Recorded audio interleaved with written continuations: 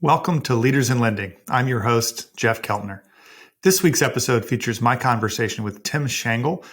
He works on data and analytics at ChoiceOne Bank and is part of the American Bankers Association's Emerging Leaders Council. And we really, Tim's been in the tech world for a while, has a CS degree, and we really dove into the technology a little deep, talking about ChatGPT, AI, some of the new things and where they might fit into the banking environment, and also where they don't fit, how you combine AI and human resources and human touches. I think importantly, Tim's perspective that sometimes we overestimate what to expect from technology in the short term, but underestimate in that medium term what maybe a 10-year time horizon. While things may not change dramatically in the next 2 years or the next 10, the banking environment might be unrecognizable. And so really interesting conversation. In the last bit, we delve into his background, going to seminary, studying theology, and how that impacts the way he thinks about banking. It's a really interesting conversation that ranges a lot of topics, but deep on the tech this week.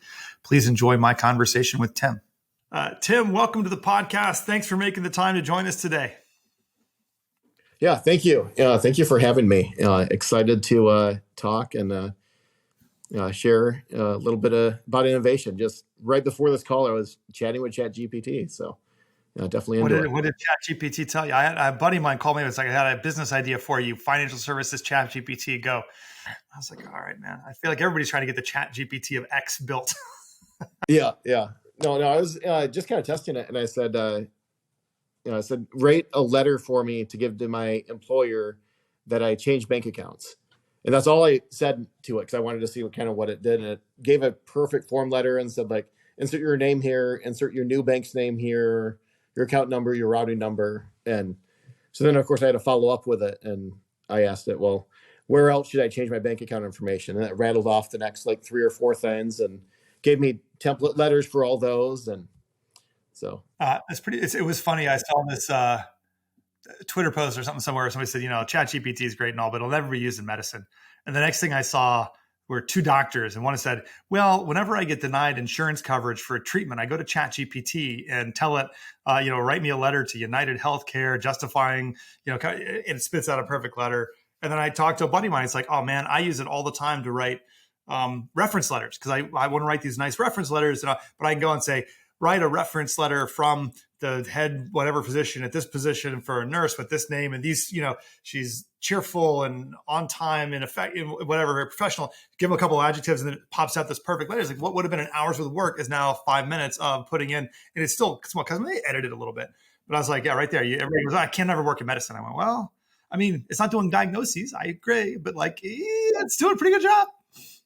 Exactly. Are you actually changing your bank? I always say it. For fun? What's that? Are you actually changing your bank, or was that just a test case? No, that was just a complete test, just to see how close it could get it. So, I mean, but even like writing emails, like, okay, I want to announce this new feature coming up. I throw it in ChatGPT first, and 5 drafts later, I have one that's perfect. But to get that initial draft, that's sometimes the hardest thing to do. Yeah, I actually saw somebody who's built a I forget the name of it, but it's like a Chrome plugin that uses ChatGPT. It kind of embeds it in the Gmail Compose experience. So you can be in Gmail, where you can plug a Grammarly plugin will come in and make you sound, but our IT team has let us use that. Sure, they won't let us use this, but you could give it a few prompts and it'll pop it right in the Gmail. So you don't have to have 2 windows open. It just kind of like uses it to kind of throw stuff right into the email body for you. Sounds pretty fun. Yeah, I got to find that one. So when we talked earlier, Tim, you used this really interesting phrase that I wanted you to explain a bit, which was innovation to scale and to time. And I thought that was an interesting description of innovation, or ways you think about innovation and axes along with. So talk to me a little bit about what you mean by innovation to scale and innovation to time. Yeah, so innovation to scale, like especially when we think about like small community banks, like ChoiceOne. I mean, we have 34 locations. There's a lot of banks smaller than us, and there's a whole lot that are a whole lot bigger than us. And if one big thing is they, with all of like ChatGPT and artificial intelligence and all the information we have, one of the big kind of pushes is, well, you have to have a customized experience for all of your customers. And there's a lot of different ways to do that, but sometimes they call it like niche banking. But when we think about like our geographic area with niche banking, and like, let's say we wanted to do something for dentists. Well, we only have a limited geography, and there's only so many dentists that can bank in that geographical area. Exactly. So then you have to kind of weigh it, and it's like, okay, do you really want to create a special product and special user interface for a niche market when the maximum number of people you can get is 100 people? Mm-hmm. Mm-hmm. Uh, and I'm just throwing those numbers out. That probably isn't Yeah. correct for For data illustrative center area, purposes only, but I say. it's still one of those where it's like, okay, with scale, it's like if you're launching something nationally, it's very different than if you're a community bank that's trying to reach a geographic area. Mm. Interesting. So that's the innovation to scale. How about time? How do you think about that question? Yeah, and then the time, it's interesting because innovation happens like in the next 5 years. There's not going to be really that much that changes. I mean, there'll be new products on the market. There'll be early adopters that are doing really exciting things, and some of them will fail. There'll be other people that have literally not changed at all in the next 5 years, and it'll still be acceptable. And but then if we go 10 years out and we look backwards, it'll be like, oh my gosh, everything has changed in the last 10 years. And I think about my own career in banking. I started about 10 years ago, and you very much saw that. I mean, when I started 10 years ago, there were still a number of banks that didn't have mobile banking yet, didn't have mobile deposit. Mobile deposit was still questionable whether or not everything was laid out in the best way possible to prevent fraud. There was no type of mobile wallet, and that's only 10 years ago. And I think with innovation, we have to kind of keep in mind that there's going to be a whole lot that changes. We just don't feel it changing.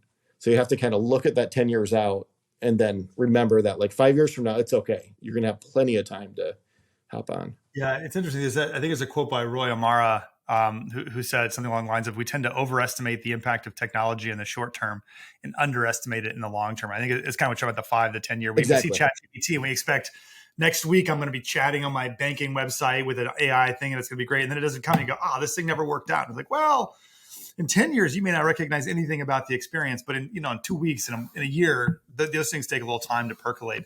And so we tend to not notice it or expect it to be instantaneous. And it's actually faster than you might have thought in the long term. But in the short term, it just never quite lives up to expectations. I think there's a lot of that going around. Exactly. And quite often there's this kind of fear that, oh, I'm going to miss out. Like this is moving so fast, I'm going to miss out on it. But the same way that customers are so slow to move, there'll be some customers that are early adopters, but overall, it's a lot of work to change a bank account. It's a lot of work just to convince them to change their morning routine and to hop on a Peloton instead of hopping on a treadmill. And eventually they do, but they have to kind of ramp up and scale just the same way that we do. Yeah, the other thing that occurs to me is the kind of the Gartner version of this, the hype cycle. Yeah, I'm sure you're familiar with the hype cycle. You kind of, I think it's related to this kind of short term overestimation, long term, because the short term overestimation is that hype peak, whatever they call it, the peak of whatever, and then they've got the trough of disillusionment, which is where the real work is being done to build the long term, lasting, that kind of longer term vision. What are the things how do you think about sustaining? Because there's this kind of like, the AI is a flash in a pan and it's not going to be, didn't do what I wanted in 6 months. And yet it's really the people investing and building it in the right ways over the next 6-7 years that are going to reap the rewards on that time scale. How do you think about what you do to optimize your ability to really see those things and then continue iterating on and investing in the important areas of technology over time so you can actually be the ones developing the new thing over the 10-year horizon that maybe doesn't come in two? Yeah, I think the big part with that is to kind of keep your eyes focused on that 10 year, to kind of know what's happening 10 years from now and kind of know, okay, where are the trends going? What should we have our eyes on? Like I think of 10 years ago, like sitting around a table and talking about mobile design, like anything that we're going to invest in, we're going to make sure it has mobile design. It's going to be compatible with phones. And 10 years ago, like we had phones, but there was a question of, should a website even be mobile responsive, or should we just go straight to the app? And we kind of made an executive decision, like, no, everything going forward is going to be mobile responsive. You're going to have to use it on the phone. And I think making those type of decisions, so they're kind of the smaller decisions that have a big impact on the kind of overall direction. Then along with looking to see when those kind of smaller changes kind of reach fruition. I think of like the Microsoft Power Apps platform with Power BI and a lot of the kind of no code automated type of things that have been promised for the last 20 years. I think has finally reached a point of maturity where you can start using them in production. And I think that's a kind of a area of excitement. You said two things to me there that I want to dig into. One is kind of like what these 10-year trends are. You talk about power tools being on the list, but like, I want to take a step back because you talk about these small decisions that end up having a big impact. And that was really interesting to me. Jeff Bezos once described them as like thinking about, one-way doors versus two-way doors, right? And like move quickly through the two-way door and slowly through a decision that can't be undone or reversed.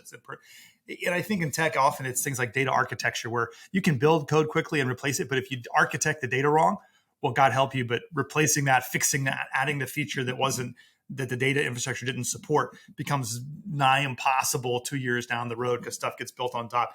And I guess my question is, how do you think about what the small decisions that have a big impact are, though you want to be careful about or get right or thoughtful about, versus the small decisions that are like easy to change and not a big deal, and you should just make them with little information and move quickly as opposed to trying to get them right? Because it seems really important to understand the difference between the big decisions that make, maybe small in the moment, but make a big difference on the road, and the small in the moment that are like easy to fix and don't worry about it, just go and try a bunch of stuff.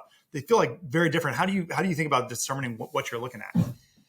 Yeah. So, I mean, like big decisions, I mean, you're always going to look at like, okay, cost and availability and struggle with the contract a whole bunch and get tied up with lawyers. And so, I mean, like big decisions are always going to be big decisions. But then I think there's other kind of small varying factors that you can kind of plug into there. So whether it's like, okay, does this new application have an API? Like we have no plans to use an API, but can I get my data out of it? And it's those type of decisions where you have A, B, and C products that you're evaluating. And if all of them are kind of equal, but this one has a really good API that you have no intention of using, but maybe someday you will, it's an easier decision to go with that product. And I think it's like artificial intelligence will be another one where it's like, okay, does this new product, can it integrate with, have an API that will allow it to integrate with ChatGPT or something similar to it? We haven't kind of went down that road yet, but I think very quickly we'll get there if it, especially if ChatGPT continues the way it's going.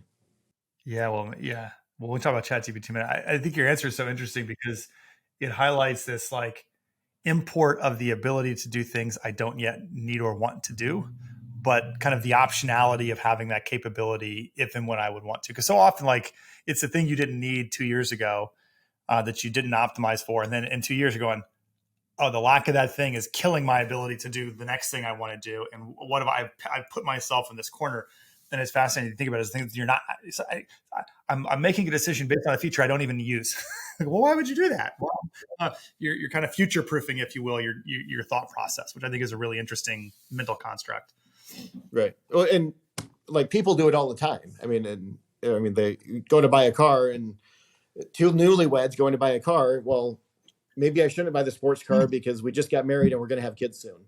I don't know when we're going to have kids. Maybe we'll have kids. Maybe we won't have kids. But let's go with a sedan instead of the sports car.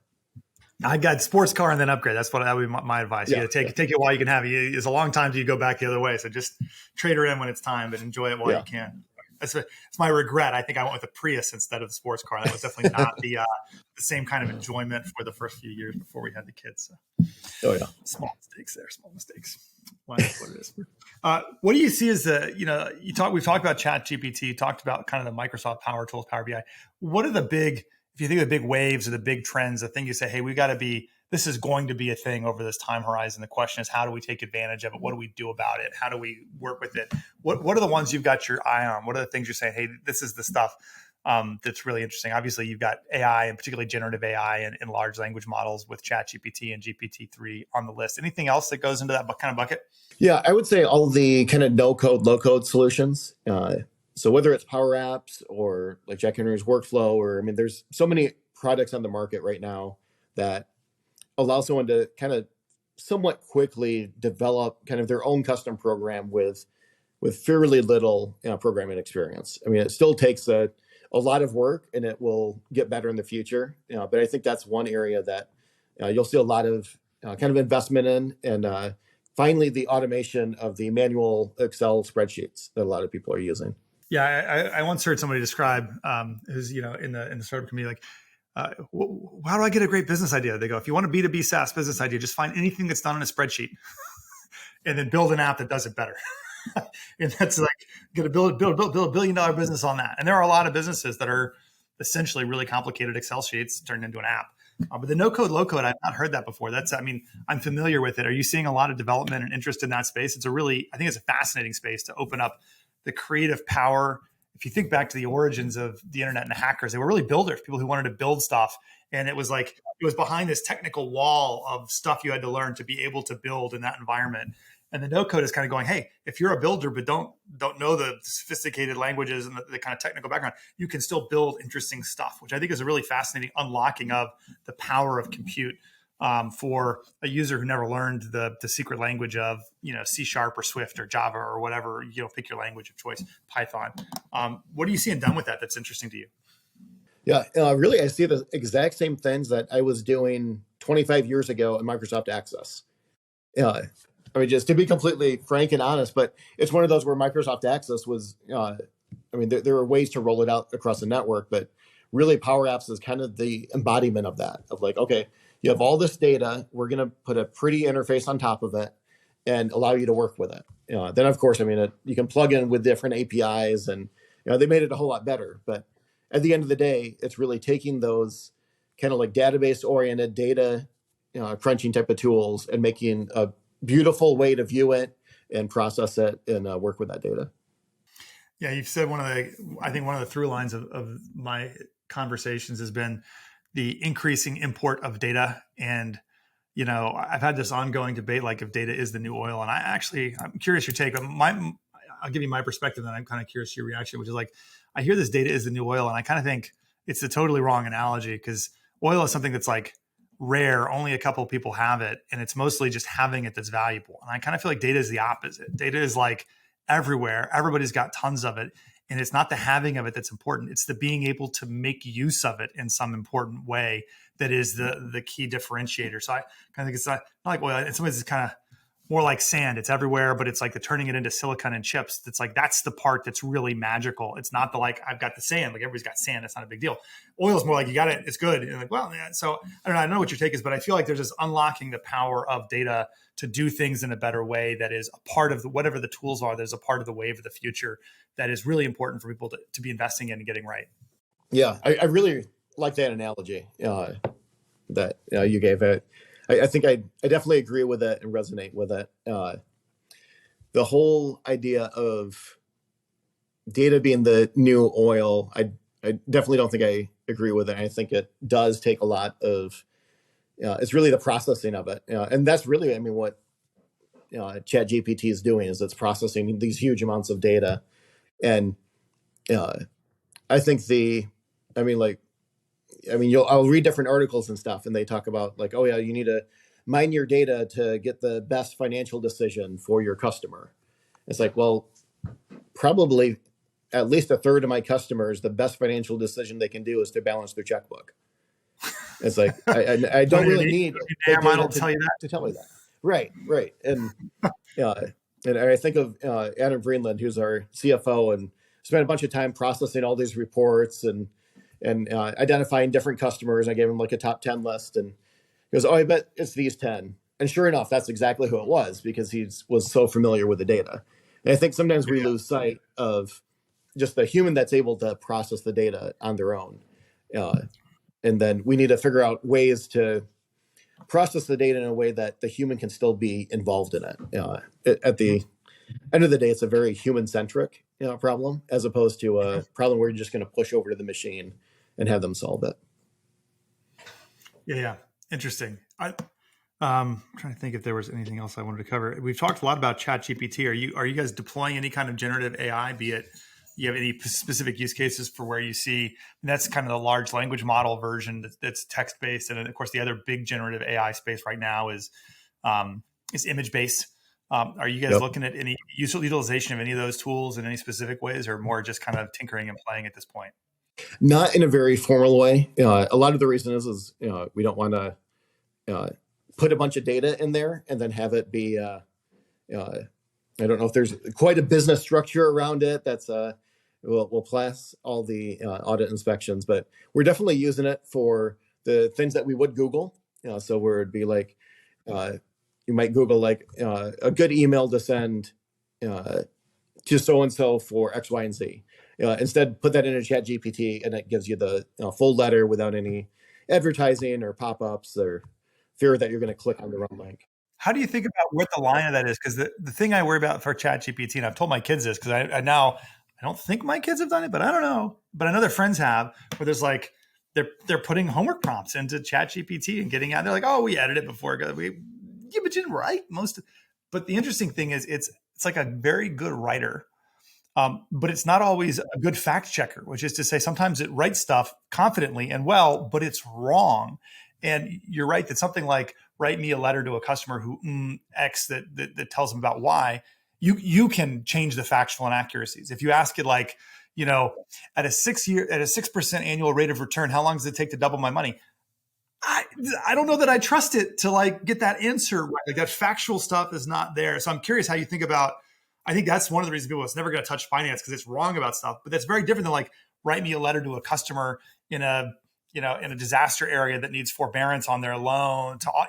You can imagine that actually writing a really good thing. Do you have any heuristics for how you think about the kinds of problems you would think this is a good fit to help you solve, and those that you go, I don't want to trust a language model to do the math for me because it doesn't do very good math sometimes. Yeah, well, I mean, the bank already has things that can calculate all of those items. So I mean, we really don't need another tool to calculate the financial information for us. We already have tools that can do that. Where we struggle is taking those answers, those financial, and actually get them in a way that our customers are willing to view them and see them and listen to us.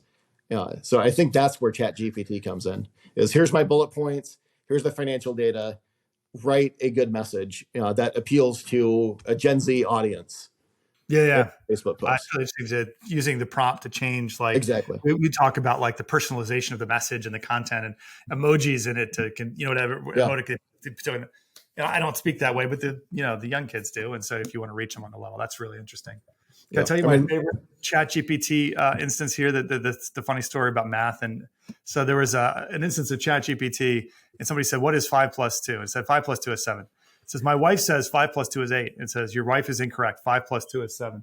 And then the person says, my wife is never wrong. And ChatGPT goes, your wife is correct. 5 plus 2 is 8. I thought, this is a very smart tool. It's smarter than I gave it credit for. But, you got to be careful when you ask it factual stuff. Yeah. My wife actually has taken a couple of college classes, and she has to write papers. And she's using ChatGPT in a number of different ways. So sometimes she'll write out a prompt and it's way too long and have ChatGPT help her summarize it, and other times help her kind of stretch out bullet points into a well-written essay. Wow. So. Yeah, I think that's people think ChatGPT will replace lots of jobs. It will replace some these not ChatGPT in particular, but large language models. But I do think the interesting thing is like, how do you get good at using it? People said the same thing about computers and every technology that's come along and calculators, and they did replace certain jobs, but it was the people who were effective at using the tool, who could use Excel well, that were able to take the most. And so the skill of like, how do I get good at writing a prompt or figuring out, hey, ChatGPT can help me generate a bunch of ideas, but then I've got to take them and do X, or I want to use it to expand on this point that I'm kind of stuck on my writing or structure a thing. But it's not replacing me. It's letting me, what's the old Jobs quote, a bicycle for the mind. It's helping me accelerate my productivity. And I've gotten good at using it as a tool. I think that's going to be an amazing skill to develop over the next handful of years. Yeah. And I don't think it's going to happen overnight. I mean, like we said before, this technology takes a long time. So even if it was 10 times as good as what it is now, writers are still going to write for probably at least for our generation, if not many more to come.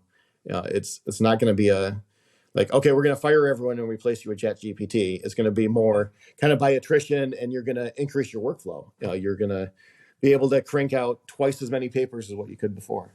I did hear it writes a pretty good Seinfeld episode if you ask for that. That's it's a lot of content. So George walks into a restaurant. It can figure out what to do. I wanted to end. We normally I start this podcast by asking people about their path into banking, and we kind of jumped right into. We were too excited about ChatGPT and AI, whatever. We jumped right in. But you have had a particularly interesting path, I think, into the banking space, and one that I think really highlights the human element that you're talking about with these technologies. Tell me a little bit about how you got here, because I think it's a fascinating story. Yeah. So I have a undergraduate from Aquinas College in Grand Rapids in computer science. So I have a tech background, worked in tech for many, many years. And then from there, I went on and got my Master of Arts in Theological Study from Asbury Theological Seminary. So while I was down there, I was working on all their websites and very into the tech space, but reading in-depth philosophy and theology, and really enjoyed it. And then kind of came back home to Michigan and ended up at ChoiceOne. So Kelly Potes, who I is from the same small town and grew up with my parents, and I kind of knew ChoiceOne as the small hometown bank in the small town of Sparta, and ended up working in their customer service center about 10 years ago. So let me just ask one question about that, which is, what do you take from your theological training from seminary that's applicable to the banking space? I mean, it's such a different area of study, and being in the technology side of banking, I can imagine what the CS degree brings. But what perspective or different point of view do you bring from that theological studies into the work you do today? Yeah, there's so much. I could talk for hours on it, but I think that if I had to focus on one thing, it would be that, we're all people. And people are interesting creatures. We have, we make all kinds of mistakes, but then we also do all kinds of good things. And I think it's one of those that when we look at the numbers, we sometimes have to remember, like, okay, these are people behind this data, and once we do that, we can approach them better, and we can turn around financial lives, and it makes everything just a little bit easier. I love that. Do you have any tips on how you help the organization? It's one of the things I worried about when I ended up coming from the technology space into financial services, is with how numbers oriented it is. Loans, deposits, ratios, right? Interest rates, deltas, spread, your net interest, whatever. You can get in this world where you lose sight of the human beings behind the numbers, and you optimize the business. You've got knobs. There's a great article about someone at the credit card business, a large credit card bank, who felt this way. They got a couple of years in. It was like a McKinsey project for them, and they were dialing the numbers to optimize, and they were really getting people in debt that they couldn't repay.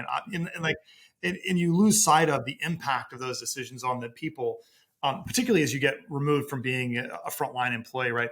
And I love that perspective, but I'm curious if you have any advice on how you help the organization or the people who have less customer-facing experience kind of maintain front and center that perspective of the human nature of the products and the people that we're serving and the import of these decisions on their lives. I feel like for me, I'm always worried about losing sight of that and optimizing something that made the business look great. And then you woke up one morning and went, oh my God, I've been hurting people by making this decision in a way that I shouldn't have. And I didn't even realize it. Yeah, I think back to, it was right before one of the first panel discussions I was ever on, and I was talking with my uncle, Keith Brophy, and he was, I was kind of asking him, like, hey, do you have any advice, like for when I sit on this panel discussion? And he's like, Tim, like, you can memorize as many facts and figures as you want. You can talk about all the statistics, but what people are going to remember at the end of the day is the stories you share. So he goes, the more that you can tie whatever big point you want to get across and tie that to a story, that's going to help stick in people's minds. And I think we can do the same thing at the banks that we work at, where it's like, okay, if we want to try to do this and improve financial lives this way, well, let's share ways where we actually improve financial lives. Let's share kind of our wins and successes on a very kind of human, personal level, as opposed to just we increased X by 10%.